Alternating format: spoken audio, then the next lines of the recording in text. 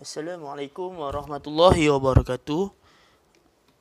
Pada hari ini saya ingin menerangkan mengenai tajuk tahun 5, iaitu solat jamak dan solat qasar. Pertama sekali saya ingin menerangkan mengenai maksud solat jamak. Solat jamak bermaksud dari segi bahasa mengumpulkan, dan dari segi istilah mengumpulkan dua solat dalam satu waktu. Itu maksud jamak. Maksudnya kita himpunkan dua solat dalam satu waktu. Contoh solat yang kita kumpulkan solat Zuhur dan solat Asar, kita himpunkan dalam satu waktu. Sama ada buat kedua-dua ni pada waktu Zuhur ataupun pada waktu Asar. Seterusnya, maksud qasar. Qasar ialah memendekkan. Memendekkan solat yang mempunyai 4 rakaat menjadi 2 rakaat.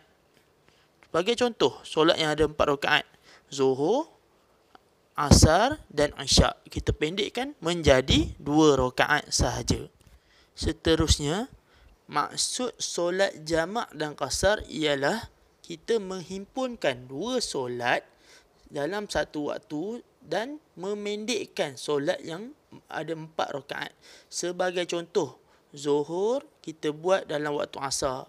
Maksudnya kita buat 2 rakaat Zuhur dan 2 rakaat untuk solat Asar. Itulah sebagai contohnya lah.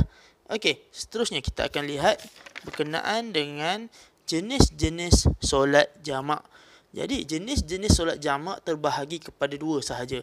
Yang pertama ialah jamak takdim, yang kedua ialah jamak takhir.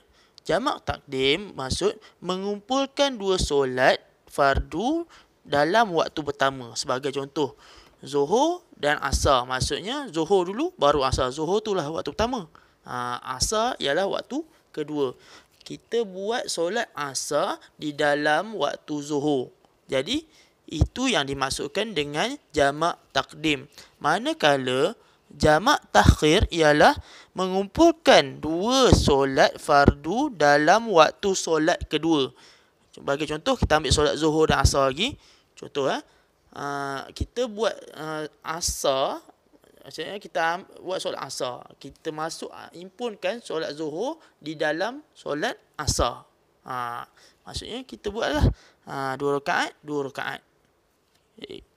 Kenapa kita perlu belajar mengenai solat jamak dan qasar? Jadi ini jawapannya. Okay. Yang pertama, solat jamak dan qasar ini dihaskan untuk orang yang dalam keadaan musafir. Maksudnya kat sini, musafir ni dia berjalan, dia keluar daripada kawasan daerah dia ataupun daripada qaryah dia, keluar untuk pergi, bagi contoh, dia musafir untuk balik kampung, ataupun dia musafir untuk menuntut ilmu, ataupun dia musafir untuk dia melihat alam semula jadi, contoh aktiviti hiking atau sebagainya lah. Jadi andai kata dengan niat-niat yang baik itu, maka dibolehkan untuk orang-orang yang bermusafir untuk melakukan solat jamak dan qasar. Persoalannya, boleh ke solat macam biasa? Tak ada masalah, boleh solat macam biasa. Ketika musafir, kita boleh melakukan solat dalam 4 keadaan. Yang pertama, macam biasa, solat macam biasa, masuk subuh, kita sembahyang subuh, tunggu waktu Zuhur, kita selesaikan solat Zuhur. Okey, itu yang pertama. Yang kedua, kita boleh buat solat jamak dan qasar.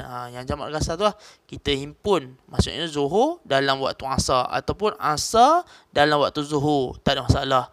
Ataupun yang ketiga, kita boleh buat jamak tanpa qasar. Jamak tanpa qasar ni maksudnya kita buat 4 rakaat Zuhur dan 4 rakaat Asar. Kita himpunkan, jamak kita himpunkan, tetapi kita tak pendekkan. Boleh buat, tak ada masalah.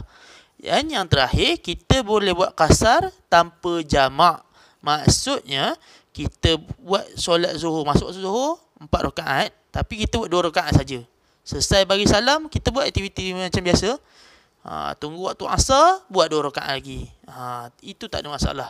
Jadi dalam keadaan macam tu, kita dalam musafir ni memang telah dihaskan untuk kita boleh melakukan solat dalam keadaan jamak ataupun qasar, ataupun jamak dan qasar lah, tak ada masalah. Ataupun boleh solat macam biasa. Baiklah, sekarang ini kita akan melihat syarat-syarat untuk menunaikan solat jamak takdim. A. Hendaklah menunaikan solat secara tertib dengan mendahulukan solat zuhur, kemudian diikuti solat asar dan solat maghrib, kemudiannya solat isyak. B. Hendaklah niat jamak takdim di dalam takbiratul ihram yang pertama. C. Berturut-turut di dalam kedua-dua solat jamak. Kemudian kita akan lihat solat jamak takhir. Hendaklah berniat jamak takhir dalam waktu pertama, iaitu waktu zuhur atau maghrib. Maksudnya kat sini, apabila masuk waktu, contoh waktu zuhur, kita kena niat dulu. Sahaja aku menghimpunkan waktu zuhur di dalam waktu asar. Itu dah cukup lah, kita dah niat. Maka bolehlah kita buat solat jamak takhir. Dan yang terakhir, syarat solat qasar. A. Hendaklah perjalanan itu diharuskan oleh syarak. Seperti yang saya cakap tadi, dengan berniat baiklah, menuntut ilmu, ataupun menziarahi orang sakit, ataupun menziarahi atuk dan nenek di kampung. Okay, maka bolehlah kita melakukan solat qasar. B. Jauh perjalanan tidak kurang daripada 2 marhalah bersamaan dengan 89 km. C. Berniat qasar di dalam takbiratul ihram. Maksudnya kita dah niatlah untuk menunaikan solat qasar tersebut. D. Tidak berimamkan orang yang solat sempurna. Okey, maksudnya kat sini, sekiranya kita melakukan solat qasar, kita tak boleh mengambil imam atau kita ikut imam yang sedang melakukan solat yang sempurna. Jika kita mahukan imam, mestilah imam itu melakukan solat qasar juga. E. Solat yang diqasarkan itu terdiri dari solat 4 rakaat. Zuhur, asar dan isyak sahaja. Subuh dan maghrib tidak boleh diqasarkan. Baiklah, setelah kita tahu apakah solat jamak dan qasar, maksud dia, kita akan terus pada perkara yang membatalkan solat jamak dan qasar. Okey, dekat sini kita kena ambil tahulah, sebab solat, setiap benda tu kalau kita salah buat, maka tak sah solat itu, ataupun terbatal ibadah yang kita buat tu kan. Okey, jadi kita akan lihat yang pertama. Antara dua solat jamak tidak boleh dipisahkan dengan jarak yang sangat lama. Sebab itulah bila kita buat jamak dan qasar, sebagai contoh, buat 2 rakaat zuhur, kita nak jamak dengan asar. Dah selesai, kita bagi salam, tiba-tiba kita nak bangun dululah. Nak pergi makan dulu, tiba kan, nak mandi dulu. Tak boleh lah macam tu. Maksudnya mestilah ikut berturutan. Dia tak boleh jarak yang lama. Okey. Nombor 2, solat qasar tidak boleh berimamkan orang yang solat sempurna. Okey, maksud kat sini, kalau kita nak imam, mestilah imam itu buat qasar juga. Baru boleh kita ikut. Okey, melainkan contoh, orang imam tu buat qasar, makmum buat sempurna, itu tak ada masalah. Tapi kalaulah imam tu buat sempurna, makmum tak boleh buat qasar. Bayangkanlah, waktu imam yang sempurna tu dia buat rakaat kedua, dia duduk tayat awal, kita dah tayat akhir. Dah jadi macam tak cantik lah kat situ kan. Okey. Nombor 3, orang yang bermusafir dan berhenti pada satu tempat selama 4 hari atau lebih, maka putuslah musafirnya. Maksudnya kat sini, mestilah orang itu berhenti pada satu tempat.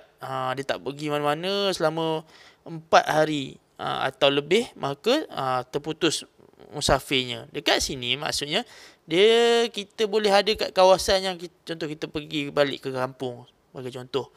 Cukuplah 3 hari. Maka hari keempat tu kena solat seperti biasa. Okey. Nombor 4, sekiranya ia hendak berhenti selama 3 hari, boleh jamak dan qasar. Okey. Nombor 5, orang yang bermusafir kerana sesuatu maksiat, contoh berniat untuk merompak dan sebagainya, maka tidak harus ia solat jamak atau qasar. Nampak? Jadi, Bila dia dah niat dah. Dah niat nak pergi keluar daripada kawasan ni, nak pergi merompak bagi contoh, ataupun nak keluar ke kawasan ni, dia keluar dari rumah dia nak buat benda jahat. Tiba-tiba nak buat pula solat jamak kasar. Tak boleh lah macam tu. Hanya berniat baik sahaja. Okey. Dan yang terakhir, musafir yang kurang 2 marhalah atau kurang daripada 89 km hendaklah solat seperti biasa. Dia kena kira lah. Sebab tu lah kita kena buat kiraan. Tak boleh lah. Okey, saya dah keluar dari rumah ni. Okey. Kita dah keluar rumah, nak pergi kedai, nak buat solat jamak kasar. Tak boleh lah. Mesti ada kiraan. Okey. Sekarang ni dah macam-macam kemudahan. Kita pun ada telefon bimbit, ada apps. Jadi kita boleh tengok lah. Aku dah berjalan dah 90 km ni. Maka bolehlah buat solat jamak dan kasar. Sebagai kerja rumah, diminta ibu bapa untuk mendengar bacaan niat-niat solat jamak takdim dan jamak takhir pada muka surat 10 dan muka surat 11 buku teks tahun 5. Nantikan episod kedua daripada saya untuk tajuk seterusnya. Wallahu alam. Terima kasih.